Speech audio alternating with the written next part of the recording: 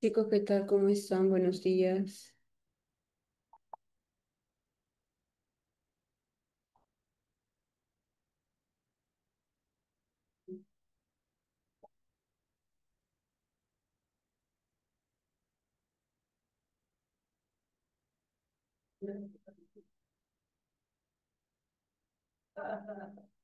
En 2 minutitos ya dan su pasito, ¿verdad? Dan el pasito y iniciamos, ¿está bien? Buenos días, doctora. ¿Estoy bien?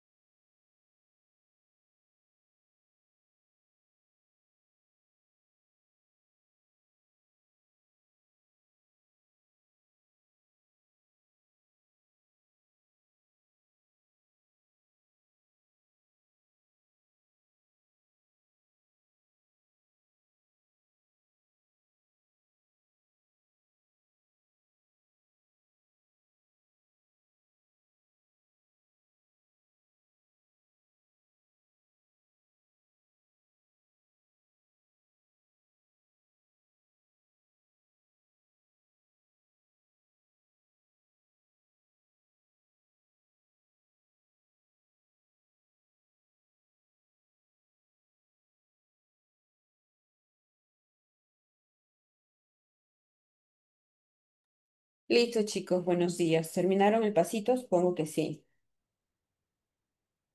Entonces,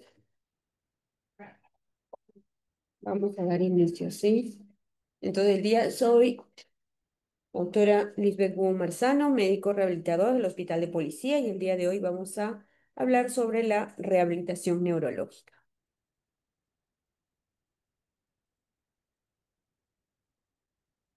Esos son los logros del aprendizaje.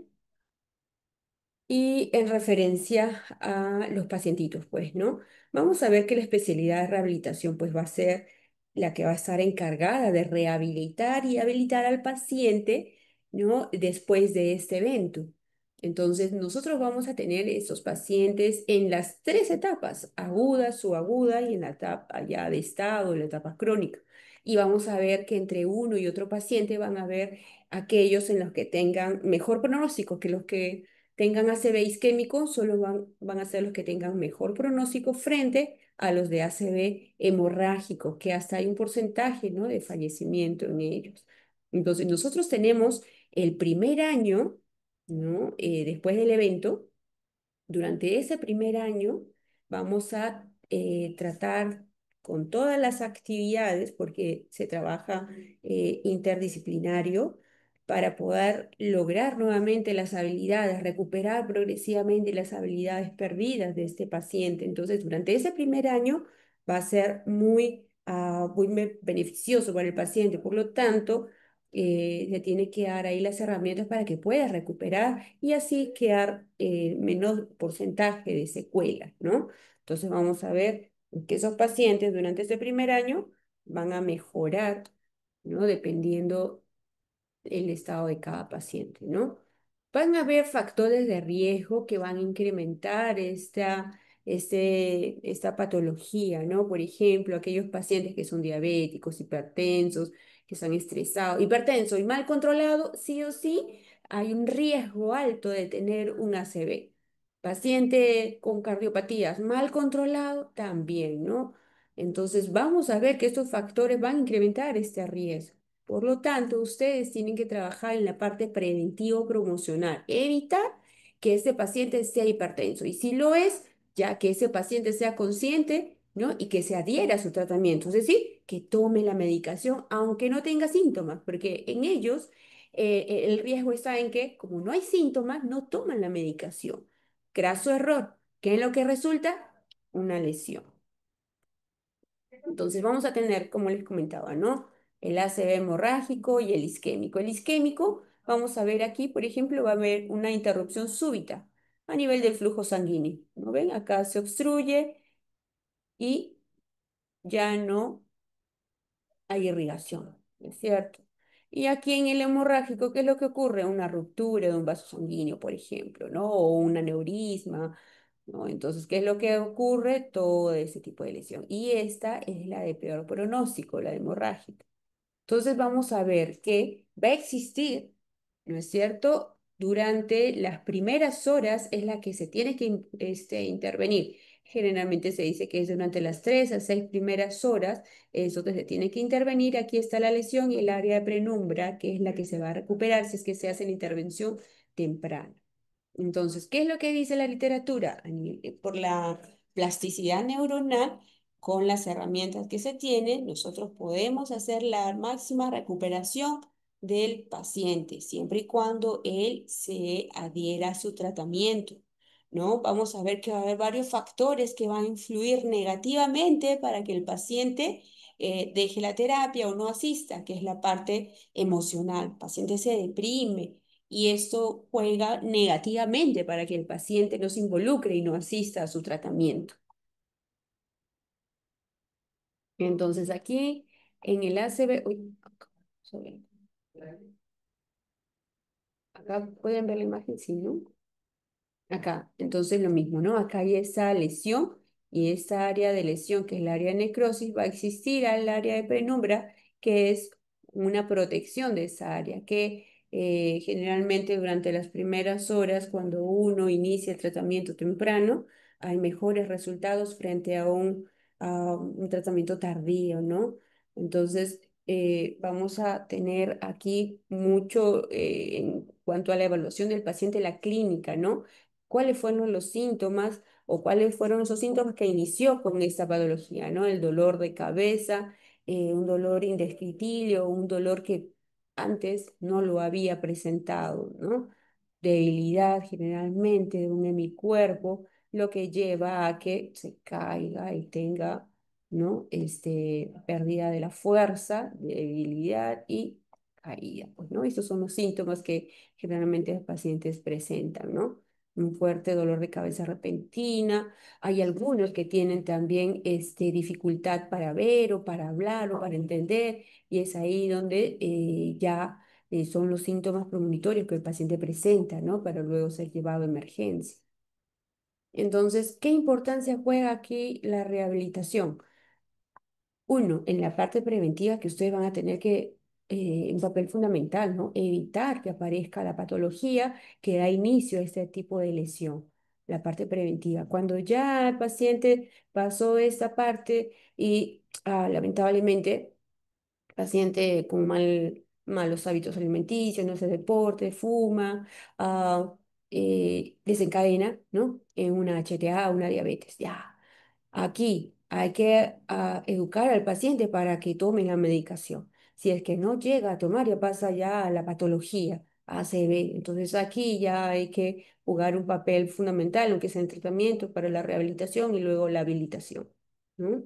Entonces aquí la importancia del médico rehabilitador, ¿cuál va a ser? Valorar la lesión de inicio, cómo inicia este paciente, ver el déficit funcional y cuál va a ser su pronóstico y evolución, ¿no? Entonces, para cada paciente va a ser individualizado el tratamiento. Manifestaciones clínicas. Vamos a tener que estos pacientes van a tener afectación en la parte motora. ¿Por qué la parte motora? Porque en la parte motora el paciente va a tener dificultad para lo que es caminar, ¿no? Probablemente para comunicarse, alguna alteración en la parte sensitiva, también a veces ven doble o pierden la visión, la parte visual. En la parte emocional es lo más, es el común en ambos, ¿no? En ambos eventos. Entonces, para esto vamos a tener escalas de valoración y de acuerdo a estas escalas de valoración vamos a poder medir a los pacientitos.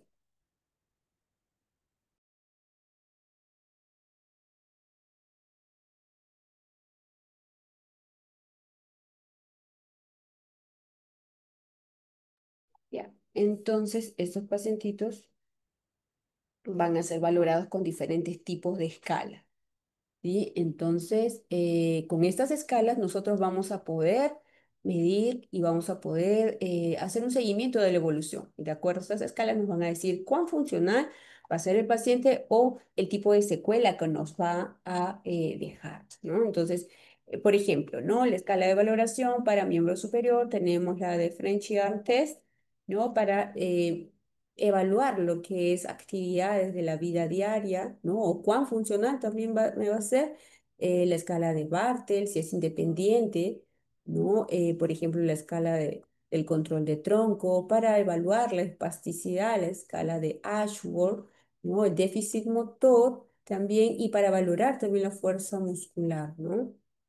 Entonces, por ejemplo, tenemos esta escala que es la escala de Ashworth. Esta de acá la que vamos a utilizar es la de Ashworth modificada, ¿no? En la cual nos va a decir este tipo de paciente, por ejemplo, ¿no? Tenemos 4 grados. Cero, en el cual cuando nosotros evaluamos, vamos a ver que el tono muscular no va a estar incrementado, va a ser fácil de movilizarlo el paciente. Luego, cuando van pasando las semanas, tenemos dos fases. La primera que va a ser la flácida, en la cual el paciente no va a tener, no va a poner ninguna resistencia, va a ser fácil de movilizar. Y luego, a partir de la tercera, cuarta semana, va a haber un incremento de este tono muscular entrando de una fase flácida a una fase espástica. Y es ahí donde vamos a valorarla con esta escala, ¿no? Entonces, al momento de hacer la valoración para el tono muscular, va a ver que vamos a encontrar un leve aumento, ¿no? De la resistencia, pero esto va a ser mínima y va a ser al final del rango de movimiento, ¿no? Por ejemplo, acá estamos valorando, hacemos la flexión y la extensión. Entonces, cuando ya estamos completando acá la flexión de codo, al final, para hacer la flexión, vamos a encontrar una mínima resistencia. Cuando eso suceda, va a ser de grado 1. Cuando es uno más, cuando vamos a ver la resistencia, va a ser menos de la mitad, ¿no? Acá era casi una mínima resistencia al final. Acá va a ser menos de la mitad, pero un poquito más, ¿no? Nosotros acá al final encontramos, acá va a ser un poco antes de lo final, pero menos de la mitad. Entonces ya va incrementando la espasticidad. Aquí ya para un grado 2 aquí ya el rango, miren, ve, va a haber un aumento más pronunciado. Para hacer la flexión ya va a haber un incremento, ¿no? De este tono muscular. Aquí, para el grado 3 ya hay un incremento ya considerable, en lo cual ya va a ser difícil de lograr la flexión y la extensión. Va a ser difícil acá, pero lo vamos a poder completar, pero va a ser difícil. Y en el 4 ya aquí ya no vamos a poder movilizar, se va a quedar así. Este de acá, solo viendo esta figura, ya podemos deducir que es un Ashworth 4, lo cual está rígido y queda la articulación, miren, puede ser que quede en flexión o que quede en extensión, pero solo a ver esta imagen ya podemos deducir que es un Ashworth 4, en el cual la articulación ya está rígida, dificultad para poderla movilizar. Y si lo quieren hacer, tiene que ser muy gradual, si no hay riesgo a fractura. Tenemos las escalas para la valoración del déficit de la comunicación, como el test de Boston, en la cual me va a valorar las afasias, ¿no? Por ejemplo, tenemos la fascia, la de expresión y la fascia, la fascia motora y la fascia sensorial, ¿no? Que es la receptiva. Acá también vamos a ver déficit cognitivo con un mini mental test, déficit emocional para los pacientes con el GDS para valorar cuán sensible está, ¿no? Que es generalmente la escala de depresión que se valora aquí, ¿no? Acá tenemos el lóbulo, ¿no? En el cual se va a ver afectado. Acá el lóbulo frontal para el área de Broca, ¿no? Que es el área 44, y el del Wernicke, que es el área 22, ¿no es cierto? Que es la parte, generalmente es la parte receptiva, la parte sensorial, ¿no? Entonces, acá tenemos dos afasias en las cuales se van a ver eh, involucradas dependiendo el área en la cual ha sido afectada, ¿no? Por ejemplo, aquí en el área de Broca, que es el área 44, que es la parte motora.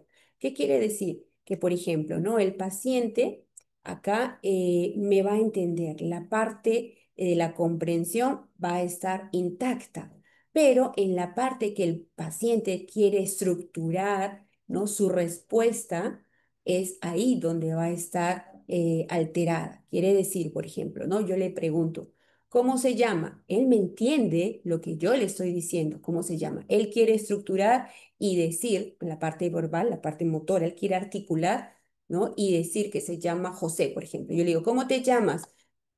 Y me dice, y es acá donde empiezan los neologismos, ¿no? Él me dice, no sé, roca, por ejemplo, ¿no? Entonces, o un neologismo,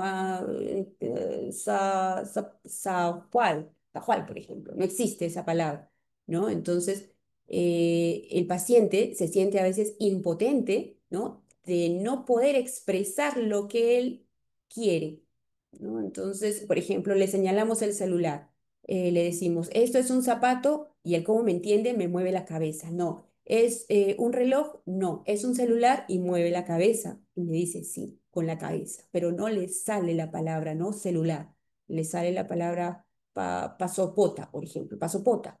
Entonces, esas palabras es la que el paciente aquí, cuando tiene una afectación del área de Broca, él entiende, pero no le sale lo que él quiere decir, no le sale es por eso que es la parte motora se ve afectada. Por otro lado, es la de Warnick. Aquí el paciente es todo lo contrario, no me va a entender nada, pero me va a hablar fluidamente, ¿no? Él aquí me va, por ejemplo, hasta me forma oraciones, ¿no? Me dice, acá le digo, ¿cómo te llamas? Me va a decir, ¿cómo me va a decir? Fui a comprar pañal. ¿no? Él me va a armar una oración, pero no tiene nada que ver con la pregunta que yo le hice, ¿no? Le digo, le enseño el celular. ¿Qué es esto? Ayer fui a comprar papa. O sea, él gramaticalmente va a estar bien, pero no va a entender qué es lo que yo le estoy preguntando. ¿Correcto? La diferencia entre la fascia de Broca y la de Wernicke. Esas son las otras escalas mini-mental test que generalmente se hacen en el momento de la entrevista, ¿no? La de GDS también, ¿no? Son escalas de valoración para ver la funcionalidad y también si hay un estado de depresión o el paciente, ¿no? Las actividades de la vida diaria las valoramos con esta escala, ¿no? De A a B D, para ver cuán funcional es el paciente, si puede alimentarse independientemente, si puede vestirse, bañarse, ¿no?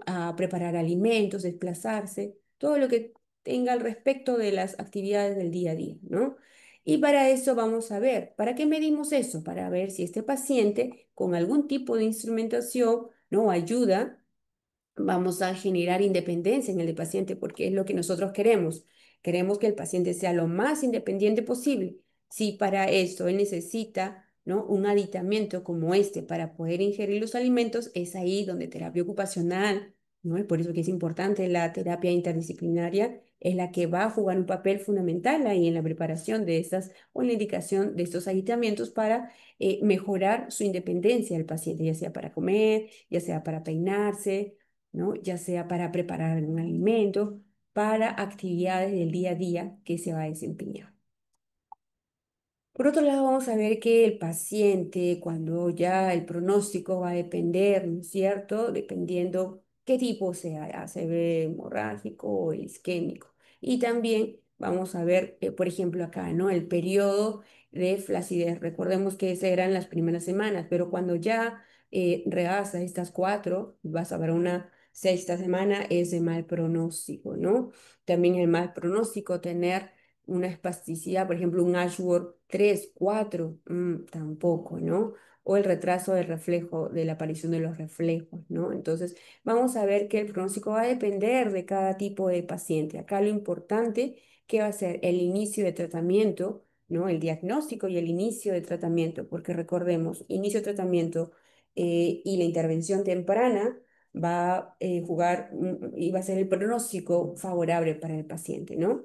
Pero debemos tener cuidado porque el paciente ya debe de establecerse el diagnóstico y a posterior, el paciente ya con el ACV establecido, es ahí donde se inicia el tratamiento. Mientras que esté en marcha o mientras que este evento no esté establecido, no se puede hacer la intervención en rehabilitación.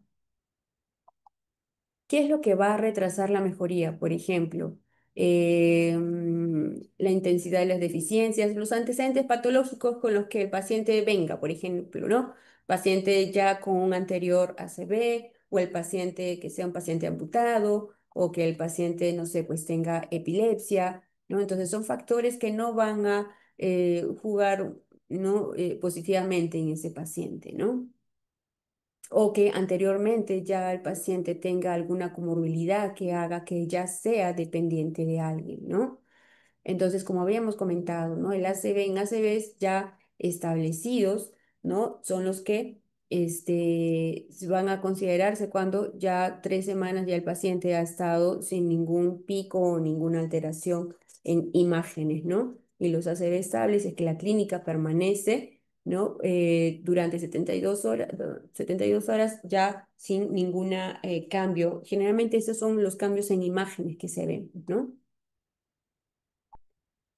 Los objetivos vamos a ver, vamos a estimar cuán el paciente en el momento que se le hace el diagnóstico, al inicio se va a valorar cuán funcional es el paciente con las escalas de valoración. Entonces, con esta valoración vamos a poder hacer un pronóstico, ¿no? En adelante y hacer la estructuración del tratamiento de rehabilitación en el paciente.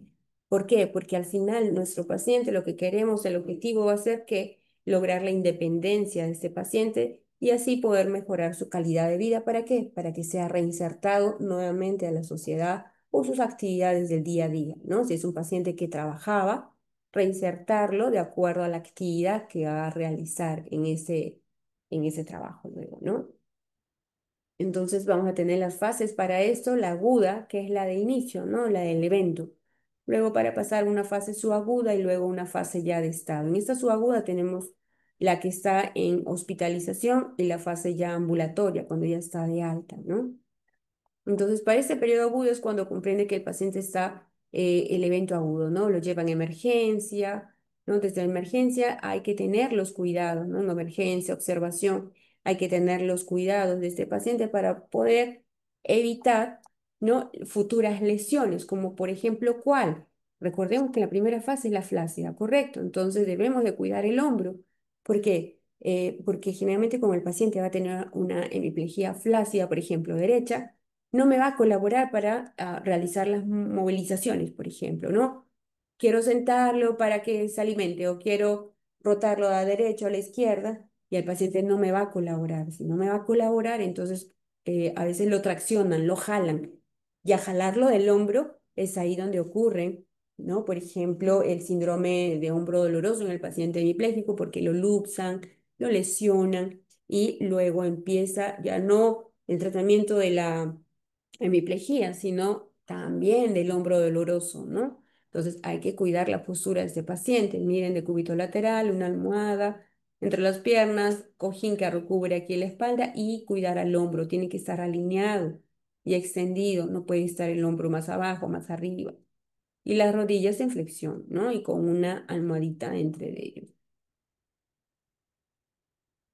Acá en el periodo ya subagudo vamos a empezar a notar ya el incremento de la espasticidad, ¿cierto? Y es aquí donde el paciente ya me va a colaborar, ¿no? Ya va a movilizarse en tronco, ¿no es cierto? En bloque, con la ayuda, pues, ¿no? Del cuidador o con la ayuda del terapista que lo está viendo. Entonces, es aquí donde ya empieza a incrementar el tono muscular y, por ejemplo, ¿no? Para la sedestación, miren cómo se va, ¿no? Aquí pone la manito, el reflejo, por ejemplo, ¿no? De la defensiva, uno inclina hacia un lado y ¿qué es lo que hacen? Sacan la mano para no caerse, pero aquí está, este en mi cuerpo no está colaborando, por lo tanto podremos deducir por esta imagen que la hemiplegia o el lado afectado sería el lado izquierdo, ¿no? Una vez que ya me empieza a controlar el tronco, luego pasa ya a control de pelvis para poder pararse y luego iniciar la marcha, ¿no? Entonces aquí, para hacer los traslados y que el paciente o el familiar colabore, ¿no? En esta actividad hay etapas. Primero, ¿no? Empieza el paciente con el rodamiento. Miren, ¿ve? El paciente con lado indemne cubre o coge el lado contralateral, e igual, ¿no? Con la ayuda del terapeuta empieza la posición, ¿no? En flexión de cadera, en flexión de rodilla, y con el lado contralateral el paciente se coge y ahí es donde se moviliza. Y también, ¿no? Para dar la vuelta, ¿no? Entonces aquí es donde inicia la postura y aquí es donde termina el rodamiento. Y luego ya el paciente cuando va a estar en supino, llega a la fase inicial, ¿no? Entonces, pero en todo momento, ¿qué es lo que está cuidando? El hombro. ¿Ve? En todo momento está cuidando el hombro. Y es aquí el objetivo que va a ser que el paciente ya en este momento pues logre una independencia en lo que es los cambios posturales, ¿no? En decúbito dorsal, en lateral. Entonces aquí es donde ya el paciente está iniciando el tratamiento con los cambios posturales que vamos a ver en el futuro que va a ser importante. ¿Para qué? Para evitar las úlceras por presión, ¿sí? Que el paciente va a tener que movilizarse. Aquí ya vimos que se estaba movilizando de derecha a izquierda, ¿no es cierto? Y luego vamos a ver para el control de tronco. Este control de tronco, miren, el paciente sentadito y está este licenciado tras de él o de ella. Entonces, con la ayuda recuerdan que tomaba con el lado indemne, el lado contraltar que estaba afectado para rodar. Igual acá. El lado indemne va a coger al lado que tiene la lesión para poder completar el rango articular. ¿Ven? El paciente acá está sentadito, control parcial porque hay alguien acá que lo está apoyando y aquí también. ¿Ven? Para poder completar estos movimientos que serían movimientos activos asistidos, porque el paciente está asistiendo a este lado que está tomado para poder realizar la flexión de hombro. ¿Ven? Tanto que sube y baja, ¿no? Igual de derecha a izquierda. Entonces aquí empieza ya la activación de los músculos del tronco y de cintura escapular. Es así donde se va a lograr mejorar o conservar los rangos articulares. Una vez que ya logra controlar tronco o cintura escapular, ya pasa a lo que es la sedestación para luego la bipedestación. ¿Correcto? Entonces aquí ya en la fase ambulatoria, que es la fase donde el paciente salió de alta, y ya en casa viene al hospital para continuar el tratamiento que lo estuvo haciendo ya en hospitalización, ¿no? Entonces acá ya el paciente, ¿cuál va a ser nuestro objetivo? Que logre la marcha, ¿no? Ya sea con algún aditamiento, ¿no? Entonces, aquí, por ejemplo, si el lado de la hemiplegia es el izquierdo, el bastón va a estar en el lado contralateral siempre de la lesión. No va a ir en el mismo lado de la lesión, va a tomar acá el bastón, no. Este bastón va a ser un apoyo para este lado contralateral, ¿sí? La lesión está en el izquierdo, el bastón va a ir en el lado derecho. Entonces, aquí es donde se le adiestra o se le instruye o se le patroniza la marcha con el apoyo de un aditamiento que en este caso sería el bastón. Antes de este bastón, ¿qué es lo que probablemente usó? Probablemente un andador, ¿correcto? Y luego pasa a un bastón. Y acá la marcha va a ser en todo terreno, un terreno plano, como para luego subir y bajar escaleras o pendientes, ¿sí? Por ejemplo, acá, ¿no? En terrenos, este fue un terreno plano. Ahora, para subir escaleras, ¿cómo va a ser? Siempre el lado indemne pegado a la baranda, tanto para subir como para bajar, tiene que cogerse. Entonces, al realizar, para subir la primera escala, el escalón, ¿qué es lo que va a hacer? Debe subir con la extremidad indemne, es decir, con la que no está afectada. Ese va a ser el primer paso, ¿sí? Sube este y luego va a subir el lado afectado. Luego, para bajar, nuevamente, siempre se baja por el lado derecho, ¿no? Tenga o no tenga lesión, nosotros siempre subimos por el lado derecho y bajamos por el lado derecho. Ya es una regla de humanidad. Acá el paciente igual sube derecho y baja derecho y se va a coger con el lado indemne la baranda, pues, ¿no? Entonces, al bajar, aquí es lo contrario, ¿no? Baja con el lado afectado y luego completa con el lado no afectado, ¿sí? Este es en terrenos irregulares que generalmente son pendientes o escaleras, gradas, ¿no? Ya aquí el paciente en un estado ya establecido, ¿no? Acá ya ha alcanzado la estabilidad ya de la lesión. Entonces, ¿qué es lo que nos queda aquí? Al paciente ya hemos logrado recuperar las movilizaciones, los rangos, el déficit, ¿no? La parte motora, la sensorial, la sensitiva que ha perdido, hemos logrado ya recuperar. Entonces, ¿qué es lo que queda? Queda conservar estos rangos, conservar este tono muscular, es decir, continúa la terapéutica, pero ya no va a ser con la misma continuidad, ya no va a ser 3 veces por semana o diario, ya va a ser cada vez menos, probablemente 2 veces por semana, una vez por semana, entonces el paciente, ¿qué es lo que se hace? Se le indica ya piscinoterapia y ejercicios al aire libre, ¿no? Entonces es aquí donde ya hemos visto, hemos valorado si necesita algún aditamento, si necesita para caminar o para comer, ¿no? Entonces aquí ya hemos valorado ya el uso de las ortesis para que puedan hacer sus actividades, ¿no? Ya sea caminar o ya sea alimentarse o vestirse, ¿no? Entonces, ¿qué es lo que nos queda? Continuar con este objetivo que es del establecido del paciente, ¿no? Esos son los aditamentos que pueden usarse, por ejemplo, ¿no? Aquí hemos visto, por ejemplo, una manito que tenga un Ashworth 3, ¿no? Entonces va a estar los deditos en flexión, va a ser muy difícil, pues, hacer la extensión de los dedos. Entonces, como va a estar con un Ashworth 3, vamos a tener que indicarle, por ejemplo, una férula braquipalmar, ¿no? Ay, una férula braquipalmar, ¿no? De la parte braquial a la palmar para evitar que los deditos estén en puño. ¿Por qué? Porque eso me va a dificultar el aseo, me va a dificultar las movilizaciones, ¿no? Entonces, para tener esa manito funcional, se le indica ese aditamento braquipalmar, ¿no? Aparte, en casa también se les sugiere que tengan compresas para que lo coloquen donde tuvieran dolor, ¿no? Ya sea en hombro, codo, dependiendo del paciente, ¿no? También, ¿no? En casa, miren acá, para evitar el pie en equino, una férula en 90 grados, tobillo-pie, una férula antibraquial, ¿no? Para evitar también los deditos que cierre o haga puño, ¿no?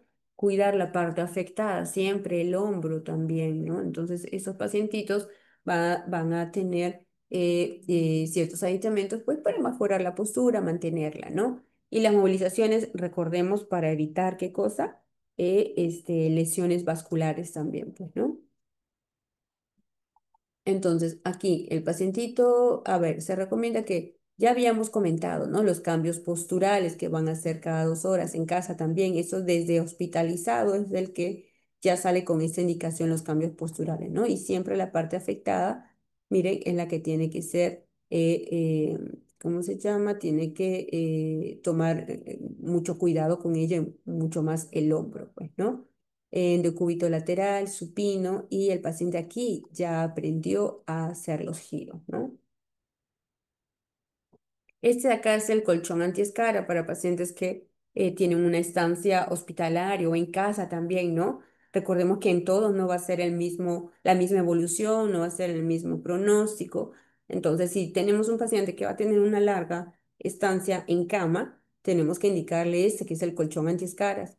Ese colchón antiescaras, ustedes ven, esas son unas celdillas. Estas celdillas tienen una, un- una, una altura, ¿no? En centímetros, de 2 a 3 centímetros, en las cuales el paciente no va a hacer el contacto con el colchón, sino va a hacer el contacto con estas burbujitas de aire para poder evitar así la presión.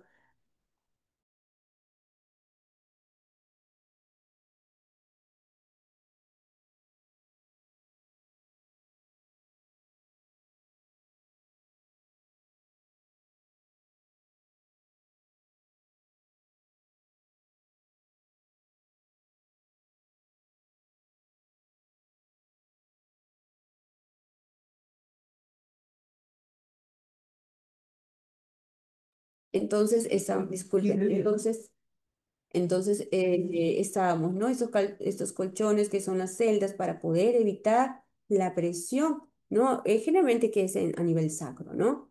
Aquí nuevamente, ¿no? Haciendo incidencia en lo que es en los dolores a nivel, ¿no? De la parte afectada para tener una posición anatómica, ¿no?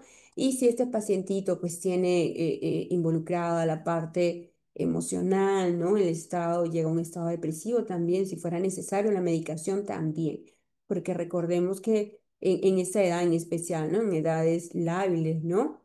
Que son las edades extremas, ¿no? Niño y la parte de lo que son adultos, ¿no? Que son los extremos de la vida. Entonces ahí como que un poco se complica, ¿no? La parte emocional, ¿no? En la cual el paciente se siente que va a ser dependiente total, va a ser una carga para familia. Entonces ahí es donde se cursa con salud mental para que tuviera medicación, pues, ¿no? El paciente. Aquí para mantener, ¿no? Las funciones que ya se han logrado, ¿no? Vamos a continuar, por ejemplo, ¿no? Con lo que es la terapia del lenguaje, ¿no? Esa terapia del lenguaje en esos pacientitos, recordemos, ¿no? La fascia de Broca y la fascia de Warnick. Para esto, entonces ahí tienen que intervenir los licenciados en terapia física para que poco a poco, con las herramientas y las técnicas, logre, ¿no es cierto? Gracias a la plasticidad neuronal, logre nuevamente recuperar esta parte, ¿no? O estas lesiones que han sido adquiridas. Entonces, es aquí donde el licenciado en terapia del lenguaje, con las técnicas, va a poder lograr lo que ha sucedido con ese tipo de lesión. También hay otra, ¿no? Generalmente hay algunos pacientes que van a tener alguna dificultad probablemente para la deglución, para la masticación. Eso va a ser dependiente de qué antecedente tiene el paciente, ¿no? O también puede presentar disartria, ¿no? Que es la dificultad para poder articular las palabras. También lo trabaja el licenciado en terapia del lenguaje, ¿no? Para poder nuevamente estructurar, ¿no? La parte de sintaxis, la parte pragmática, ¿no? para poder nuevamente articular las palabras, ¿no? También a través de técnicas. Ujú. También vamos a ver que puede haberse afectado la parte del control de esfínter, ¿no? Ya sea la parte de incontinencia fecal o incontinencia urinaria. Entonces, es frecuente, ¿no? Va dependiendo del tipo de paciente. Recordemos como que no va a haber ya un desplazamiento, una movilización o la actividad que tenía antes del evento, probablemente curse, pues, ¿no? Con constipación, estreñimiento. Entonces, ahí ya también llega a intervenir la parte nutricionista en referencia a los alimentos, ¿no? Que sean más ricos en lo que sean residuos, ¿no? Que son las frutas, los vegetales, hidratarse, pues, ¿no? Y vamos a ver que los licenciados en terapia física van a tener técnicas para poder recobrar o mejorar el tono, recordemos, ¿no? Flácido, espástico. Entonces, para la espasticidad, vamos a indicar esta técnica, ¿no? Que es la técnica de Bobas o la del neurodesarrollo, ¿no? Y es aquí donde hasta incluso se va a aprovechar estas posturas inhibitorias, ¿no? Que son las posturas inhibitorias reflejas. Y esta se va a aprovechar en diferentes posiciones, ya sea básica, en los 4 puntos, ¿no? Proximal y distal. Entonces aquí Bobas va a trabajar la espasticidad del paciente haciendo, ¿no? Uso de estos movimientos, ¿no? Que las que son las sinergias que presenta el paciente por su espasticidad.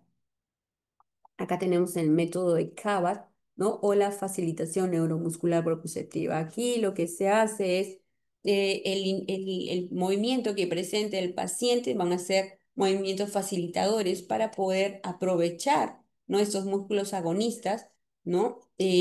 Para poder completar los rangos articulares, mejorar el rango articular, hasta incluso, ¿no? Trabajar también con la resistencia que ellos ponen, ¿no? Que es involuntaria por este tono que se va a ir incrementando, ¿no? Acá también con la técnica de Perfetti, ¿no? O el ejercicio terapéutico cognitivo, que ¿no?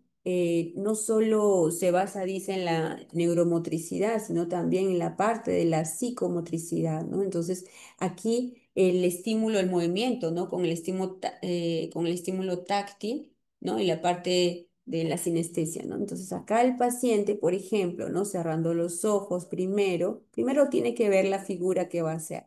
Luego se cubre los ojos y con la parte táctil, la parte sensorial, va a describir la forma y el fondo que tiene esta figura, ¿no? Entonces, aquí también está haciendo una actividad también reeducando la parte sensorial, reeducando la parte motriz, ¿no? Y también van a trabajar con diferentes tipos de textura, ¿no? No solo en la parte de las manitos, miembro superior, sino también la parte de miembro inferior, ¿no? El método de Brunstone, ¿no? Contrariamente, porque trabajan, contrariamente dice a Bobat, ¿no? Acá Brunstone no va a combatir como lo hace Bobat, ¿no? Los movimientos sinérgicos, sino los va a aprovechar Brunstone. Brunstone, ¿no? Lo que va a hacer es va a estimular esta actividad, ¿no? Ya sea de tronco, miembro inferior o mano, ¿no? Entonces, ¿qué es lo que va a hacer?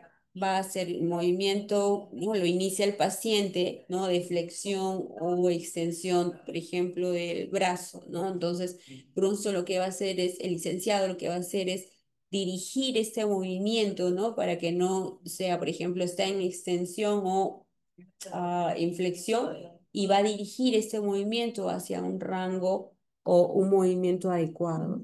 Entonces, también Brunson me va a valorar cuán funcional me va a ser el paciente. El método de Bogta, aquí, ¿no? Generalmente trabaja en niños que tienen PC, parálisis, ¿no? Y también en adultos. Entonces, aquí, ¿qué es lo que va a hacer? Es facilitar este reflejo de arrastre, ¿no?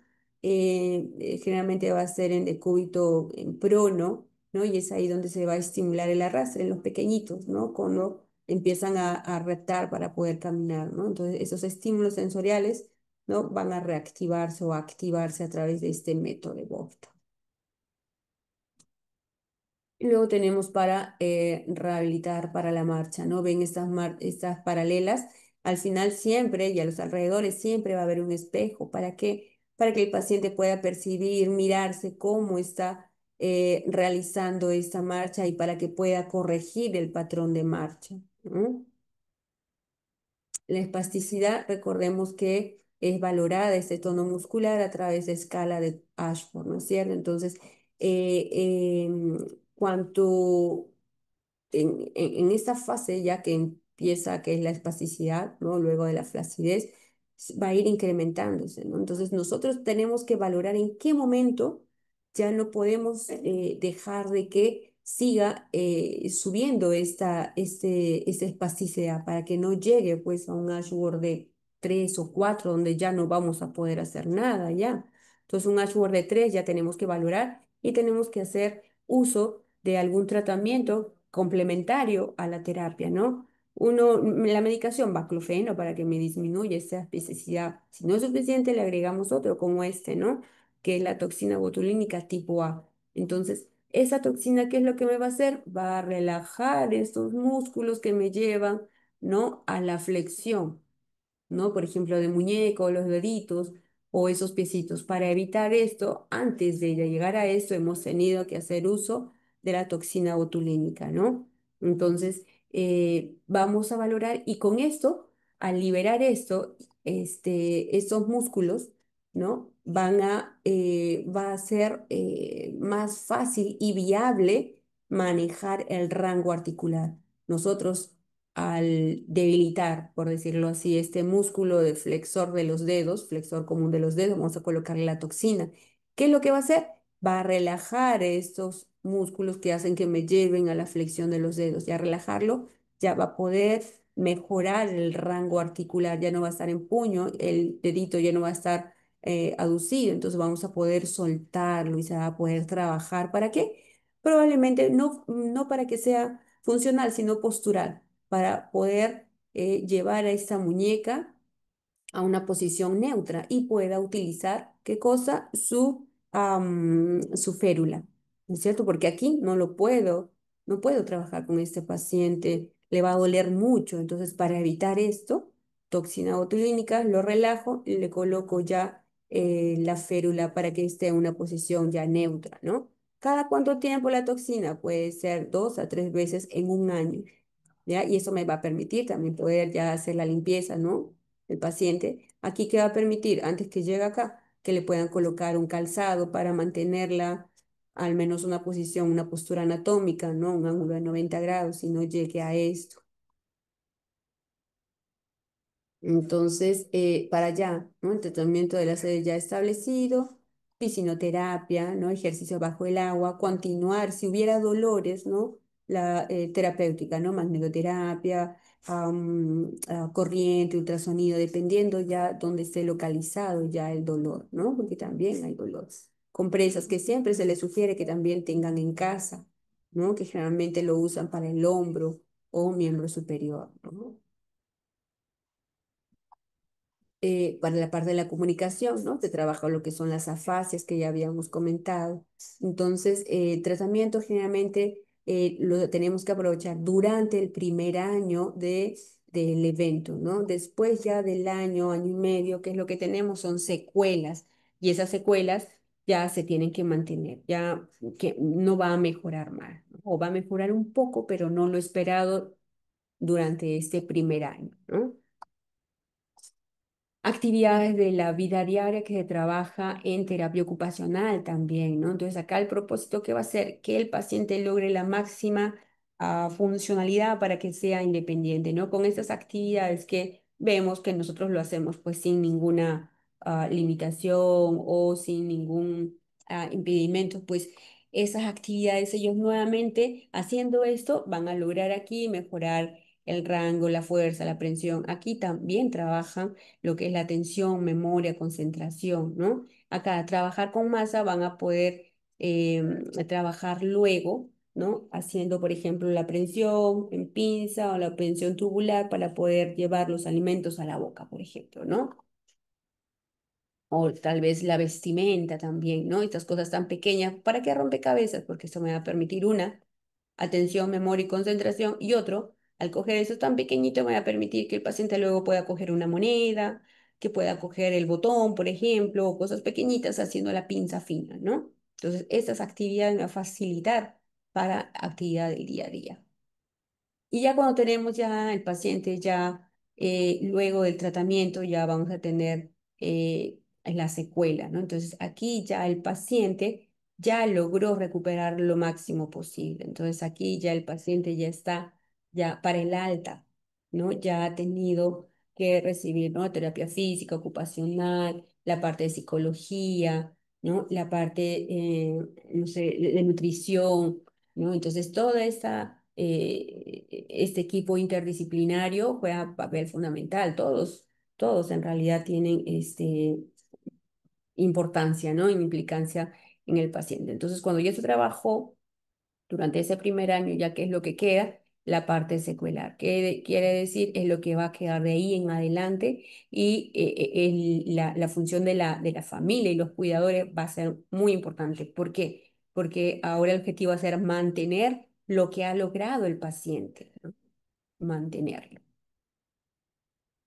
¿No? Entonces, luego, ya cuando el paciente reingresa, cuando ya el paciente ha empeorado o se ha caído tal vez, ¿no? O tiene un dolor, ¿no? O que la espasticidad ha incrementado, ¿no? O necesite alguna ayuda técnica o algún aditamento, ¿no? Cuando vemos que el paciente tiene algún evento que ha hecho que empeore su cuadro, nuevamente intervenimos ahí. Y recordemos, pues, ¿no? El 29 de octubre, el Día Mundial de la ACV. Dice las 5 C para poder detectar un ACV a tiempo, ¿no? Uno, si el paciente, recuerdan, ¿no? Si el paciente ven, ustedes ven, o el paciente siente, por eso deben de tener esa información cuando ustedes salgan a hacer la parte preventiva promocional, ¿no? Paciente siente que pierde el equilibrio, se va para un lado, ¿no? O inicia con un dolor de cabeza repentino como nunca antes lo ha tenido, o si empieza a tener dificultad para articular las palabras, o para pensar, o para entender, o para hablar, ¿no? O si pierde repentinamente la visión, o se siente con una debilidad de un hemicuerpo, ya esas son las 5 C para actuar inmediatamente, ir a emergencia. ¿M? Y luego de que ya vemos este paciente que ha pasado, ¿no? Este evento, se ha rehabilitado, se ha habilitado ya después del año, queda con una secuela, el paciente puede solicitar un certificado de discapacidad, ¿no? Que se lo da a la institución donde el paciente se atiende, ¿no? Acá va el nombre de la institución, los datos del paciente y acá va el diagnóstico. Por ejemplo, si era un paciente hipertenso que estaba mal controlado, no tomaba la medicación, entonces el etiológico va acá, ¿no? Es la etiología de la enfermedad HTA. ¿Y cuál fue la consecuencia de este HTA? La consecuencia fue el ACV isquémico. ¿Y qué más? Y también fue la hemiplegia que le quedó, ¿no? Hemiplegia espástica derecha, por ejemplo. Luego se pasa a valorar la severidad, tanto de la discapacidad como de la gravedad. Entonces, acá la discapacidad, por ejemplo, en paciente con hemiplegia va a tener una discapacidad para la locomoción. De la conducta, puede ser que sí, que no, ¿no? Probablemente. Entonces, si hay alguna alteración ahí de la conducta, por ejemplo, se ha vuelto más renegón, está muy lábil, entonces le podremos colocar uno, ¿no? En la comunicación. Si hay algún tipo de afasia que no se ha recuperado, entonces le podremos y necesita de alguien que lo asista para que le traduzca lo que quiera o para asistirlo para, ¿no? Para alguna necesidad en la parte de la comunicación, ya sea verbal o escrita. Si necesita ayuda momentáneamente de alguien, le colocaremos 3. Si no necesita ayuda y está muy bien, le podemos colocar 0 o 1, ¿no? Va a depender frente a qué paciente estamos. Cuidado personal. Si el paciente no logró su ABD, no logró ser independiente en lo que sea vestimenta, aseo o alimentación y requiere de alguien momentáneamente, 3. Si requiere de alguien la mayor parte del tiempo, 4. Si vemos que él no puede ni alimentarse, está postrado en una cama, pues le colocaremos 6. Va a depender frente a qué paciente estamos, ¿ya? La valoración. Si para caminar el paciente quedó con la hemiplegia y necesita el bastón, le colocaremos 2. ¿Por qué? Porque realiza la actividad con una ayuda, que es un dispositivo. Disposición corporal, si él no puede mantenerse de pie, ¿no? Si ya no puede, no sé, pues dependiendo de la edad también, ¿no? Si antes jugaba, corría, saltaba, ahora no va a poder hacerlo o lo hace, pero con dificultad, un 2 o un 3. Si para la destreza no puede abrir la puerta, no puede abrir el grifo, no puede contar los billetes, ¿no? La destreza manual, entonces, dependiendo cuál sea la condición del paciente que no lo puede hacer, necesite ayuda o no lo realice, colocaremos, ¿no? 2, 3, 5 o 6. La situación generalmente del paciente, pues acá en situación, para esas patologías le colocamos entre 2, 3 y va a depender mucho de la situación del paciente, ¿no? Entonces, dependiendo de esta valoración, el mayor número que vaya acá, recordemos que este paciente, a ver, camina con un bastoncito y depende momentáneamente de alguien que lo asista, entonces el mayor número acá va a ser un 3. Entonces, inmediatamente aquí va el 3 que va a generar una discapacidad moderada. Pero, sin embargo, si es un paciente postrado, que no camina, que lo alimenta, que lo baña, que, que necesita a alguien lo movilice y todo, entonces acá le vamos a colocar entre un 5 y un 6 en la mayoría de ellos. Entonces, el valor máximo va a ser 5, 6, 6, ¿no? Entonces, inmediatamente va acá va a 6. A partir de 4 ya es una discapacidad severa, ¿sí? Y para esto, acá, ¿no? Requiere productos de apoyo. Generalmente, si el paciente requiere de un bastón para caminar, le colocaremos acá un check. Si el paciente depende de una persona para trasladarse, comer y todo, le colocaremos acá un check. Si no, si requiere medicación como el baclofeno, acá un check. Acá podemos valorarlo o no, ¿no? Diferido o valoramos con los baremos que valora la restricción de la participación. La restricción de la participación es valorado a través de los baremos y esto me va a dar un porcentaje. ¿Qué son los baremos? Son actividades que le van a dar puntuación, ¿no? En cuanto a lo que es, por ejemplo, vestimenta, marcha, la parte social, am, la parte de labor, ¿no? Entonces, esto valorando cada ítem, ¿no? Me va a dar un porcentaje. Aquí va a ir ese porcentaje. ¿Por qué es importante? Ese porcentaje va a ser importante para aquellas personas en las cuales, por ejemplo, están en extrema pobreza. ¿Por qué? Porque hay una bonificación que es de Contigo Perú que le da a la población que tiene discapacidad con un porcentaje mayor del 33,3%. Por eso es importante para ellos. Pero si es un paciente que tiene un tipo de seguro, ¿no? Y tiene alguien que vele por ellos, así salga 40 o 50, no recibe ninguna bonificación porque no es en extrema pobreza, ¿no? Aquí las observaciones podemos colocar, no sé, por el paciente, el día del evento, ¿no? El ACV le dio, no sé, el 5 de junio del 21, por ejemplo, ¿no? Observaciones que se colocan acá. Y la fecha, la hora, el médico, ¿no? El establecimiento, el director, el jefe del departamento y el médico que certifica, ¿no? Y la vigencia, ¿no? Esto tiene 5 años vigente. Ok, después de los 5 años tiene que volverse a revaluar. Y dependiendo de eso, ¿no? Recordemos que había que una valoración de 6 que era discapacidad severa, y le corresponde el carné amarillo. Si es leve o moderada, el carné celeste. ¿Ok? La bibliografía, y eso sería todo, chicos. No sé si tuvieran ¿alguna consulta, alguna pregunta? Doctora, ¿podría repetir a partir de qué número es leve y a partir de qué número es severa la discapacidad? Ya. A ver, vamos a presentar acá. Voy acá para que vean con la imagen, ¿ya? Ay, ¿dónde está?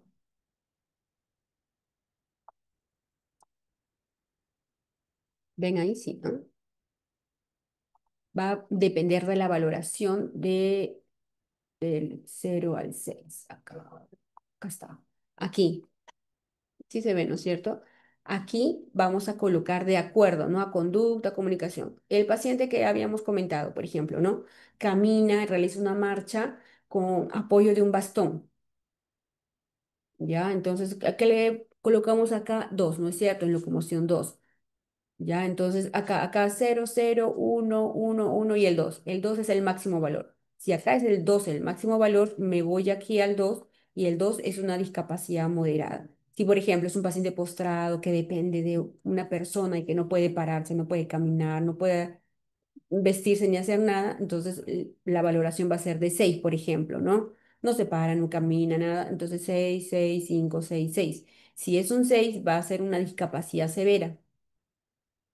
Severa va a ser a partir de 4 quiere decir, Si esta persona no camina y requiere la mayor parte del tiempo que alguien la asista, va a ser una valoración 4, ya sea para caminar, para comer, para hablar, para subir escaleras, para bajar. Si requiere la mayor parte del tiempo, va a ser 4. A partir de 4, como vemos acá, a partir de 4 ya es una discapacidad severa.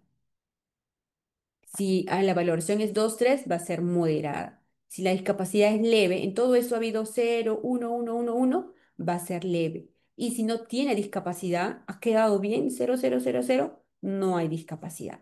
Y dependiendo esto, va a ser el color del carnet. Si es severa, que es 4 5 6 va a ser amarillo, que tienen más beneficios, ¿no? En referencia a no pagar el pasaje, ambas no pagan tributos, ambas tienen exoneración de lo que son, por ejemplo, ¿no? Para traer una silla de ruedas, un auto, ¿no? Libre de impuestos, ¿no? Tienen el cupo laboral ambos, ¿no? En toda empresa siempre va a haber un porcentaje en los cuales tiene que tener un porcentaje de personas con discapacidad, ¿no? Entonces, tienen beneficios, ¿no? Pero 4 5 6 la valoración es amarillo. Uno 2 es 1, 2 3 es carne celeste. Muchas gracias, doctora. Ujú. ¿Alguna otra consulta, chicos?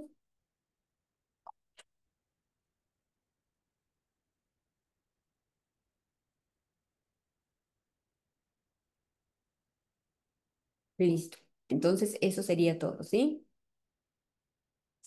Buenos días, hasta luego, buen día. Gracias, doctora. Hasta luego. Gracias, Gracias, doctora. doctora. Hasta luego. Adiós, chicos, hasta luego. Oye, y ahora.